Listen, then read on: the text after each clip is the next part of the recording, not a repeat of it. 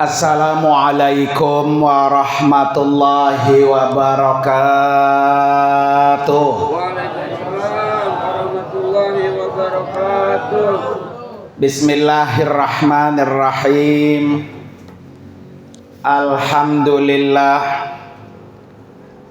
Alhamdulillahilladzi khalaqal mauta wal hayata liyabluwakum ayyukum ahsanu amala. Asyhadu an la ilaha illallah wahdahu la syarikalah wa asyhadu anna sayyidana wa nabiyyana Muhammadan abduhu wa rasuluhu la nabiyya wa la rasula ba'da. Allahumma fasalli wa sallim wa barik ala sayyidina Muhammadin wa ala alihi wa ashabihi ajma'in, amma ba'du. Hadratil mukarramin wal mukarramat, para bapak dan ibu, wabil khusus yang sama-sama kita hormati dan kita doakan keluarga besar sahibul haul, yaitu almarhum Bapak Haji Muhammad Amin.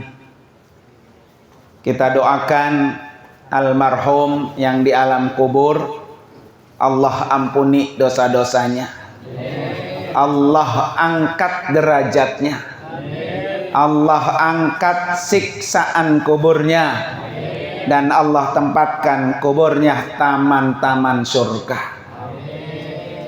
Dalam hal ini istri beliau dan para putra-putra beliau, yaitu Al-Mukarramah Ibu Hajjah Hani. Kita doakan biar Allah kasih panjang umur, sehat walafiat ya.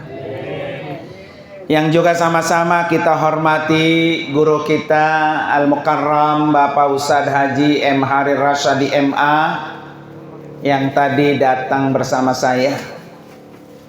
Yang juga sama-sama kita hormati Bapak Haji Nahrawi, Bapak Haji Samudin ya, Sarmudin, Bapak Haji Zul Fahmi, Bapak Haji Gupron, kakak almarhum Bapak Haji Amin, Bapak Ustadz Nur Ali HS, Bapak Ustadz Sarkawi, Bapak Ustadz Iwan Kurniawan, Bapak Ustadz Tarjo Hadi, dan seluruh bapak-bapak kampung Bogor, kampung Kepu. Ini masih kampung Kepu juga Pak? Kira-kira Kepu di sana doang ada THB ya. Para bapak hadirin sekalian, jamaah majelis haul yang insya Allah semuanya akan dimuliakan oleh Allah Subhanahu wa ta'ala. Ini bapak-bapak camat semua ini ya. Amin baik katanya ya. Malam ini alhamdulillah kita sama-sama duduk di rumah almarhum Bapak Haji Muhammad Amin. Ini haul yang keberapa Pak? Pertama. Berarti beliau sudah 1 tahun meninggalkan dunia dan tidak akan kembali lagi. Ya, kalau kembali lagi pada kabur nggak ini? Ya. Itulah namanya disebut meninggalkan dunia. Kita akan meninggalkan dunia nggak Pak? Pak, pasti nggak? Pasti. Tinggal nunggu giliran doang. Apa mau cepet, apa mau lambat Pak ya? Pengennya apa? Nah, pengen lambat bahaya. Para bapak hadirin sekalian, setiap kita haul Pak, yang sudah pasti mengingatkan kita akan mati, karena kita akan menyusul almarhum. Nggak ada orang yang abadi. Hidup panjang lama di dunia ada nggak? Nggak ada. Semuanya pasti akan mati dan akan meninggalkan dunia. Dan mati itu Pak, datangnya mendadak. Maka disebut al-mautu ya'tika baghtatan. Mati itu datangnya mendadak. Bisa jadi malam ini kita kumpul terakhir. Ya, pas pulang dari rumah bawa besek, Israel nungguin depan pintu. Ya Pak ya, bisa nggak begitu Pak? Bisa. Ya. Bisa jadi Pak, malam ini malam terakhir kita. Tadi sholat Aisyah terakhir kita. Itulah namanya mati.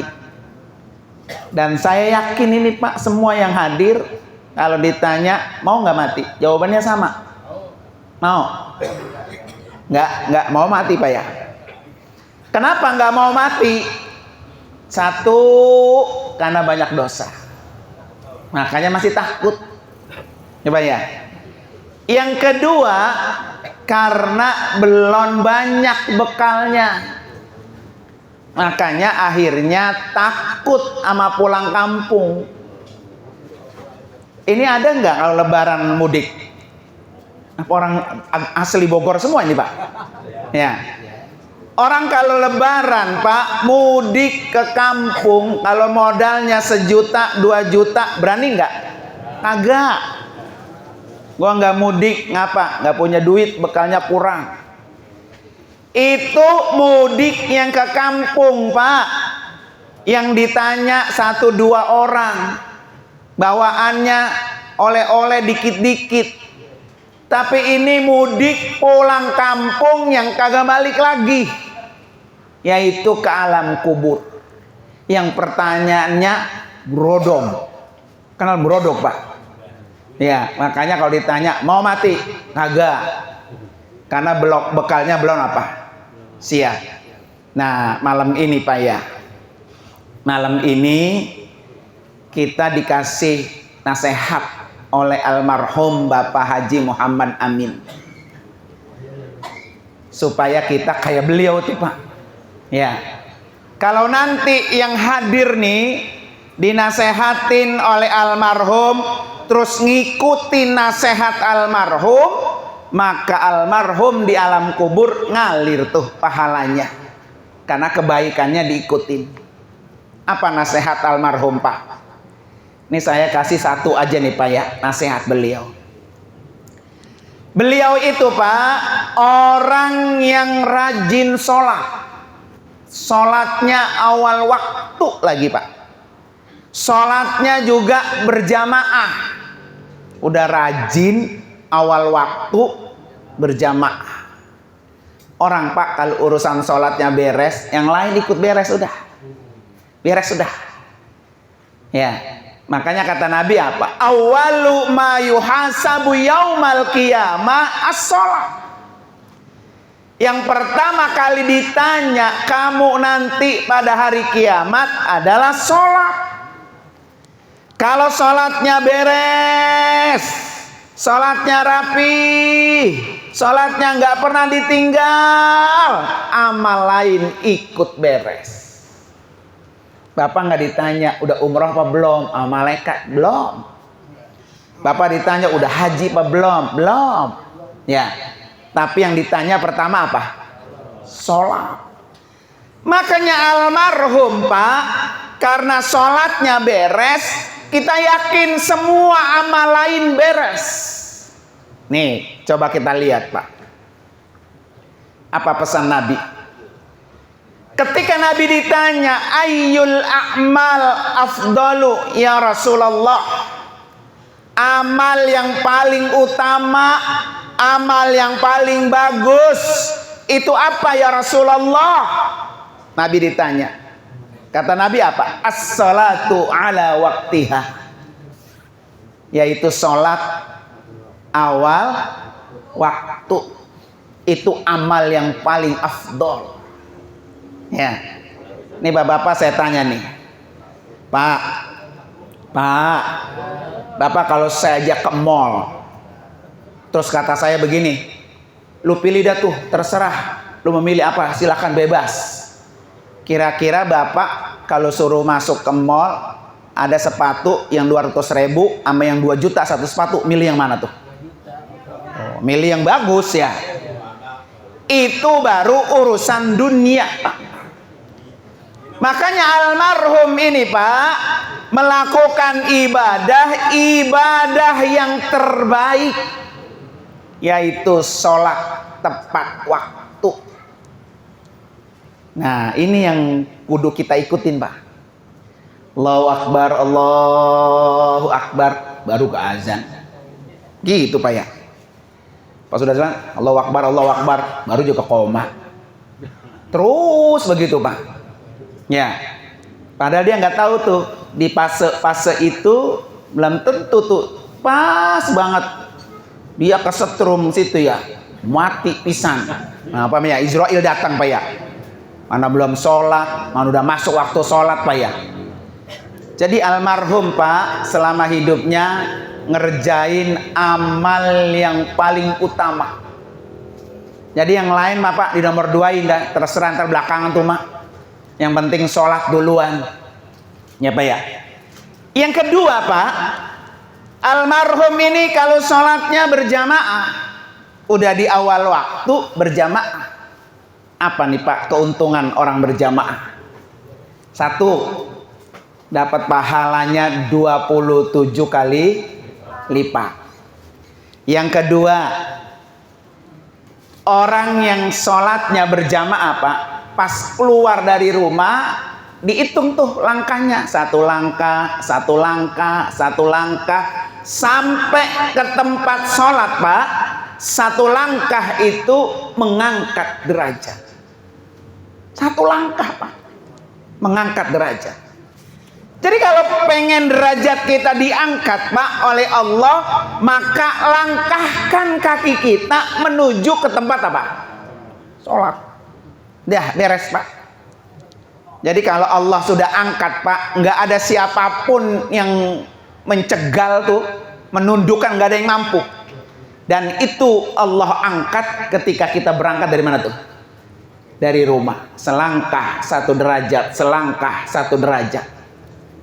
Maka kalau semakin jauh, Pak, orang sholat dari tempat rumahnya ke tempat sholatnya, semakin tinggi derajatnya. Beda sama kita, Pak ya. Semakin jauh semakin apa? Awang. Orang sini awang juga ngomong ya. Ya, awang, Pak ya. Malas. Padahal semakin jauh semakin banyak apa tuh? Diangkat derajat. Kalau perlu, Pak, sholatnya sono ke Masjid Bogor. Ya, Pak ya. Kan enak tuh. Ya kan? 1 langkah 1 derajat. Kalau pakai motor bagaimana? Lah tinggal diputer doang, Pak, diputer. Ya, puterannya. Mau motor kek, mau sepeda kek, mau jalan kek, ya. Sama dapat apa? 1 langkah, 1 langkah itu apa? 1 derajat. Yang kedua, Pak, 1 langkah itu, Pak, menghapus 1 dosa. Punya nggak dosa, Pak? Wah, jangan dikata dah. Ya, jangan dihitung. Makanya belum siap mati karena dosanya masih apa tuh? Banyak. Jadi untuk menghapus dosa kita, Pak, jalan dari rumah ke tempat sholat. Makanya kata Imam Syafi'i apa, Pak? Boleh. Kalau musholanya deket di sini, Pak ya, muter dia ke sono, baru nyampe ke mushola. 1 langkah menghapus 1 dosa. Tuh keuntungannya, Pak. Ya, makanya almarhum pulang kampung udah siap. Karena dosanya apa tuh? Habis. Apalagi, Pak, semakin jauh rumah kita dengan tempat kita sholat, maka semakin banyak dosa kita dihapus. Coba almarhum, masjid mana yang paling jauh yang beliau kunjungi? Masjidil Haram. Ya kan, Pak? Ngapain almarhum ke Masjidil Haram kalau bukan niat untuk sholat di masjid? Coba berapa langkah Pak dari kampung Bogor ini Pak ke Masjidil Haram, berapa langkah? Wah, sekimin dah, nggak bisa ngitung Pak ya. Jadi kalau orang itu Pak dari sini ke Mekah, baik dia haji kek, dia umroh kek, memang orang pengen ketemu Ka'bah, pengen sholat di Masjidil Haram, niatnya pengen sholat, maka satu langkah orang ke Masjidil Haram sudah menghapus satu dosa. Makanya kenapa Pak, kata Nabi, orang kalau jadi tamu Allah doanya mustajab, karena dia udah bersih. Dihapusin. Nah ini kan nasihat Pak ya. Ilo kan udah bilang begini, diem baik Pak, diem baik ya. Kalau pengen kayak almarhum. Jadi sekarang ngukur doang, ngukur Pak, ngukur. Kira-kira ini dosa gue banyak nggak ya? Berarti kalau banyak, gue ke musola dah, ke masjid dah. Satu langkah satu dosa, satu langkah satu dosa, dihapus. Ya, tuh, alhamdulillah Pak. Maka malam ini haul itu ingat kalau besok kita mau mati. Jadi kalau besok kita mati, terus dosa kita masih sekimin Pak ya, siapa yang mau ngamusin? Nggak ada yang menghapus kita Pak, kecuali amal soleh kita. Ya. Yang ketiga Pak, kelebihannya apa Pak? Pas masuk ke pintu masjid, kaki kanan apa kaki kiri Pak? Kanan. Apa doanya Pak? Apa doanya Pak? Allahumma gfirli dunubi waftahli abwaba rahmatik. Bapak tahu nggak tuh isinya doa itu Pak? Apa yang kita minta Pak? Ketika kaki kita masuk Pak ke masjidnya, mau sholat kek, mau ngapain kek, pokoknya masuk ke masjid, langkahkan kaki kanan, kita minta, ya Allah ampuni dosa-dosa saya. Masuk ke masjid aja Pak, dosanya udah Allah hapus. Ya. Yang kedua Pak, waftahli abwaba rahmatik. Ya Allah, bukain buat saya pintu-pintu rahmat. Apa tuh rahmat Pak? Satu, rahmat itu kasih sayang Allah. Jadi orang kalau pengen disayangin Allah, tuh masuk ke masjid, baca doa itu. Yang kedua, rahmat itu apa Pak? Solusi, jalan keluar. Bapak punya masalah memet banget nih di kepala, ya utang sono, ditagih sini, tagih sono, utang banyak, bini ngomel mulu di rumah, anak minta duit bayaran mulu Pak ya. Masuk ke masjid, abwaba rahmatik, ya Allah bukain pintu rahmat saya. Ya Pak ya. Yang ketiga Pak, rahmat itu adalah karunia Allah di dunia dan kemuliaan Allah di akhirat. Jadi orang yang mendapatkan rahmat Allah di dunianya mulia, di akhiratnya apa? Mendapatkan kemuliaan. Makanya jangan lupa kalau masuk masjid itu dibaca. Ternyata Pak nyampe di masjid dia ayo berzikir terus karena masalahnya banyak. Dari rumah tuh udah bawa masalah dia. Memet Pak, memet. Besok kalau memet masalah terlalu menumpuk di kepala kita, kuncinya kemana Pak? Masuk masjid. Baca doa itu tuh, jangan ditinggal. Minimal Pak, walaupun pulang dari masjid itu masalah belum tuntas Pak, hatinya tenang. Kan kalau hati tenang Pak, mulutnya kagak ngomel baik ngomel. Ini mah orang masalahnya banyak, hatinya geremet baik, dicolek dikit marah, dicolek dikit marah. Ya Pak ya. Nah kalau ada yang begitu tuh Pak, masuk ke masjid. Itu keuntungan itu Pak. Keuntungan keempat Pak, ketika dia masuk, ngapain kita? Pasti sholat kan? Sholat kalau masjid, sholat tahiyat masjid. Sholat tahiyat masjid Pak dia. Selesai sholat, azan belum berkumandang, duduk dia Pak. Mau berdoa boleh, mau zikir juga boleh. Ada malaikat khusus Pak yang diutus oleh Allah. Malaikat itu Pak khusus diutus oleh Allah deketin orang itu. Jadi Pak Haji Amin Pak, karena tiap hari sholatnya ke musola atau ke masjid, dideketin malaikat. Ngapain tuh Pak malaikat deketin orang itu? Berdoa. Satu, doanya apa? Allahumarham. Ya Allah sayangi dia. Jadi malaikat itu Pak udah minta kepada Allah biar orang ini dikasihani, disayangi oleh Allah. Lah kalau malaikat mak Pak yang doa udah nggak ada yang ditolak.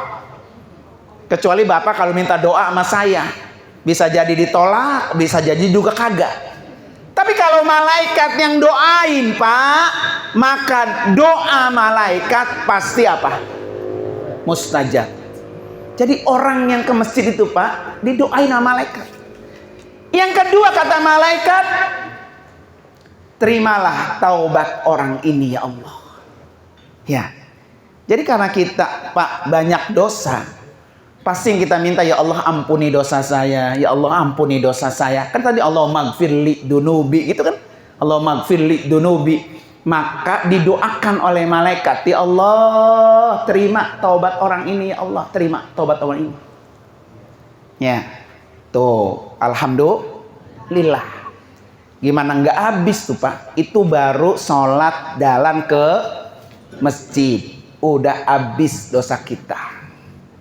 Yang penting satu Pak, pesan saya, kalau besok Bapak rajin tuh begitu kayak Pak Haji Amin, jangan pernah berkoar-koar dikasih tahu ke orang lain. Kenapa? Pahalanya apa? Habis. Karena itu namanya ria.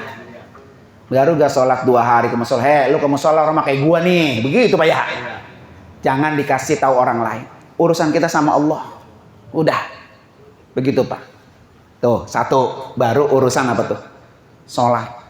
Nanti kalau orang itu mati Pak, di alam kubur nih, kayak almarhum Pak, sudah di alam kubur. Orang yang pertama kali Pak, itu masuk ke kuburan, Bapak saya tanya, kuburan gelap apa terang? Kuburan lega apa sempit? Mau dong ngerasain? Mau dong ngerasain, udah sempit ya. Jadi kata Imam Abu Lais As-Samarqandi Pak, kalau kita masuk ke kuburan, kuburan kita pengen terang, lebih terang dari malam ini, dan kuburan kita pengen lega, lebih lega dari rumah ini. 4 kata beliau. 1, jaga sholat. Sholat lagi kan Pak? Ya. Jadi kata Imam Abu Lais, kalau pengen kuburannya lebar, luas, lega, kuburannya terang, jaga sholat jangan sampai ditinggal. Makanya almarhum Pak di alam kuburnya enak, kuburannya lebar, kuburannya apa? Terang, karena sholatnya rajin. Nih Pak,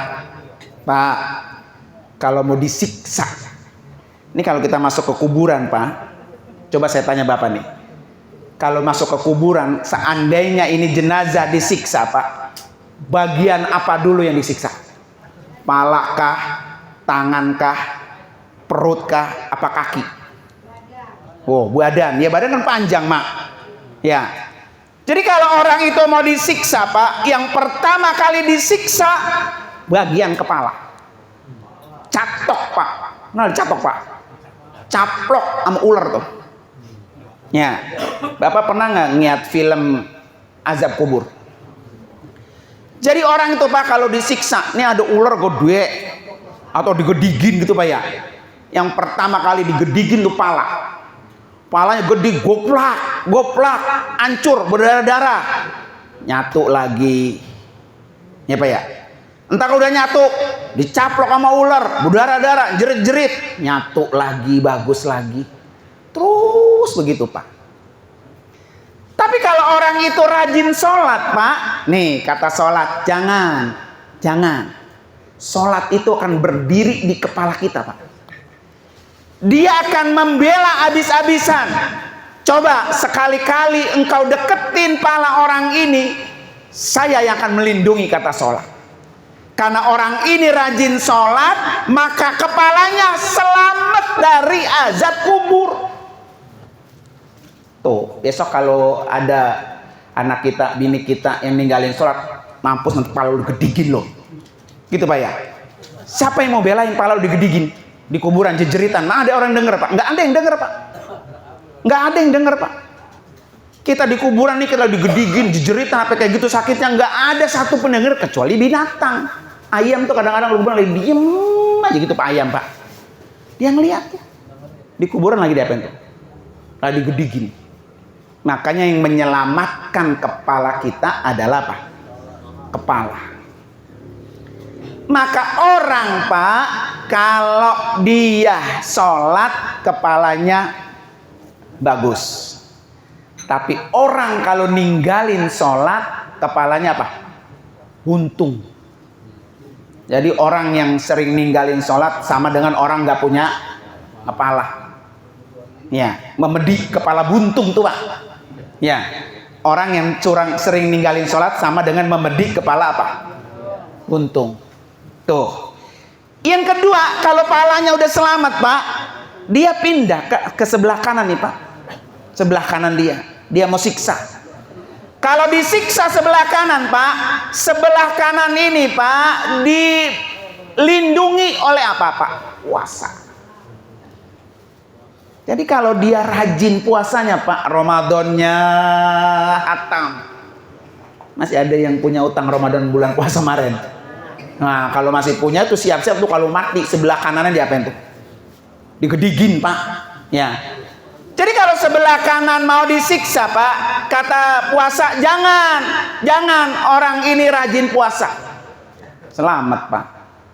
Ya. Sekarang tinggal diukur dah. Kalau besok mati, kalau gue masih punya utang sholat, habis dong pala gue dicaplok ya. Kalau gue punya utang puasa, tangan gue juga habis ya dibuntungin. Pindah, Pak, ke sebelah kiri. Tuh, malah disiksa. Kanan disiksa. Sebelah kiri apa ya? Disiksa juga. Tapi dia selamat, Pak. Dilindungi oleh apa, Pak? Sedekah, zakat, infak. Tuh.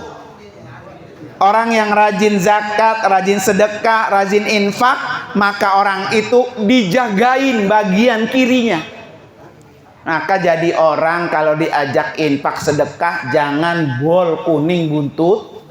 Nah, pantat kuning, bol kuning, ya. Diajak sedekah buat maulid, kagak nguarin. Disedekah infak apa? Buat sedekah hadiah buat guru, bol kuning. Buat beli sound speaker musola rusak, diajak bantungan, kagak mau, bol kuning. Siap-siap apa tuh? Sebelah kirinya diapain tuh? Digedigin, tadi gedigin. Orang begitu, Mak, pelit ke bol-bol, Pak ya. Pindah kemana, Pak? Pak, pindah kemana? Nih, kaki. Kepala udah selamat karena sering sholat. Tangan kanan udah selamat karena sering puasa. Sebelah kiri selamat karena sering sedekah. Tinggal kaki nih, Pak. Kira-kira kaki selamat nggak nih? Ya, Pak ya. Kaki ini, Pak, akan disiksa habis-habisan kalau dia sering diajak berbuat dosa. Tapi kalau dia sering diajak kebaikan, Pak, dia akan dilindungi. Nih, Pak, kata kaki apa? Jangan disiksa, jangan. Orang ini rajin hadir ke musola. Emang Bapak kalau ke musola yang nganterin siapa? Lah kaki. Kalau ada kakinya bisa nyampe ke musola. Lah orang. Jangan disiksa. Orang ini rajin hadir kalau ke majelis ilmu, majelis taklim, majelis tahlil, majelis haul, rajin. Ini Bapak dari rumah kemari, siapa yang nganterin? Kaki. Maka kaki ini, Pak, dia bersaksi. Tapi coba, Pak, kalau kakinya siapa? Kalau malam minggu datang ke rumah janda. Nah, kaki ngomong. Siapa? Kalau tukang nyolong barang orang. Ya, nyolong lampu, nyolong duit, nyolong gas, Pak ya. Kata kaki, saya jadi saksi yang nyolong gas di rumah dia itu saya yang nganterin. Nggak ada, Pak, yang sembunyi, nggak ada. Makanya tadi Bapak bilang tuh, baca Bapak. Coba dalam surah Yasin, al-yauma nakhtimu ala afwaihim wa tukallimuna aydihim wa tashhadu arjuluhum bima kanu yaksibun. Apa kata Allah? Satu hari nanti mulut kamu akan kami tutup. Mulut nggak ngomong lagi. Wa yukallimuna aidihim, tangan kamu yang akan bicara. Tangan ngomong, Pak. Bapak percaya tangan ngomong? Jangankan nunggu kiamat, sekarang aja nih duduk berdampingan emang kongko. Yang kongko siapa? Tangannya cuci dia main HP. Itu ngomong sama siapa tuh? Orang yang mana-mana tahu. Duduk di samping mah kagak ngobrol. Jadi sekarang Pak, tangan udah ngomong, apalagi nanti. Kalau tangan bohong, mata bohong, telinga bohong, watashhadu arjuluhum, kata kaki saya menjadi saksi. Jadi kaki akan menjadi saksi, Pak, atas perjuangan apa? Perjuangan kita ketika kita berada di alam kubur. Tuh. Dah, begitu tuh nasihatnya, Pak. Besok kalau masuk ke liang kubur, mana yang mau diselamatin? Kalau pengen selamat palanya, jangan tinggalin sholat. Kalau pengen selamat sebelah kanannya, jangan tinggalin puasa. Kalau pengen selamat sebelah kiri, rajin-rajin apa? Sedekah. Kalau pengen selamat kaki, ajak ke tempat-tempat yang baik. Jangan ngancong janda ke Kerawang nyampe. Ya. Kemana kalau di sini ngancongin tempat? Di sini. Ya, di pinggiran apa tuh? Kali apa tuh? Kanal nyampe. Ya. Emang siapa yang nganterin, Pak? Motor apa kaki itu, Pak? Ya. Nauzubillah, Pak ya, nauzubillah. Maka sebisa mungkin, Pak, masih ada usia kita bisa jalan ke tempat baik, ajak nih, ajak. Ayo Ki, ayo Ki, kita tahlil. Kita haul, kita ngaji. Ini jadi saksi. Emang Bapak datang kemari, ini jadi saksi, Pak. Jadi saksi, Pak. Coba Bapak nanti kalau dalam kubur, berapa pertanyaannya malaikat munkar dan nakir? Berapa? Pak, malaikat munkar dan nakir ngasih kita pertanyaan berapa? Kalau di alam kubur. Ya. Salah satu pertanyaan malaikat apa, Pak? Siapa teman-teman kamu? Man ikhwanuka, begitu kan, Pak? Ya. Kalau orang itu rajin sholat jamaah, rajin ngaji, rajin tahlil, rajin haul, dia bisa jawab, Pak. Teman-teman saya kaum muslimin wal muslimat, ini ditanya, Pak, emang benar ini rajin tahlilnya? Dijawabnya apa? Iya. Itu udah menyelamatkan, Pak. Kalau dalam persidangan tuh, Pak, kita masuk penjara apa kagak tergantung saksi. Ya. Ini jadi saksi semua, Pak. Teman-teman yang duduk walaupun nyampe sini cari tembok senderan lenggut, Pak ya. Hadir nggak? Hadir. Maka carilah saksi sebanyak-banyaknya. Terutama teman-teman kita yang di sini, tetangga-tetangga. Lah kalau dia nggak pernah rajin, Pak, hadir, Pak, emang ini bener rajin? Enggak sih, nggak pernah ngeliat dia di tempat tahlil kagak ada, tempat haul kagak ada, Pak ya. Di musola juga apa? Kagak ada. Entar kalau mati, menguburin dewek, ngajiin dewek, tahlilin dewek, begitu, Pak ya. Nah, nauzubillah, Pak ya.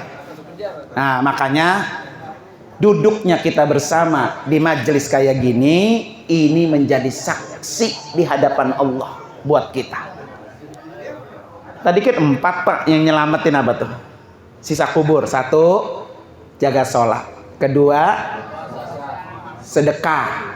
3, banyakin tasbih. 4, baca Quran. Maka baca Quran, Pak, itu yang akan menyelamatkan kita di alam kubur. Tiap hari jangan sampai kagak baca Al-Quran. Makanya setelah baca Al-Quran ada 2 doa, Pak, yang jangan ditinggal. 1, Allahumma ja'alil Qur'ana sahiban fid dunya wa syafi'an fil akhirah. Tuh doanya tuh. Ya Allah, jadikan Quran ini teman saya di dunia dan pemberi syafaat saya nanti di akhirat. Nah, sekarang sudah berapa lama Bapak berteman sama Quran? Banyakan temannya TikTok, apa banyakan temannya Quran? Nah, gitu, Pak ya. Kalau ternyata teman kita yang setiap saat nemenin kita itu TikTok, emang bisa dia nolongin tak di alam kubur? Nah, ya kan Pak ya? Maka sering-seringlah bersama Al-Quran. Yang kedua Pak, apa doanya Pak? Sering Bapak baca nih. Allahumma arhamna bil Qur'an waj'alhu lana wa nuran wa hudan wa rahmah. Allahumma dzakirna minhuma wa 'allimna minhuma jahilna warzuqna ana al-laili wa atrafan nahar waj'alhu lana hujjatan.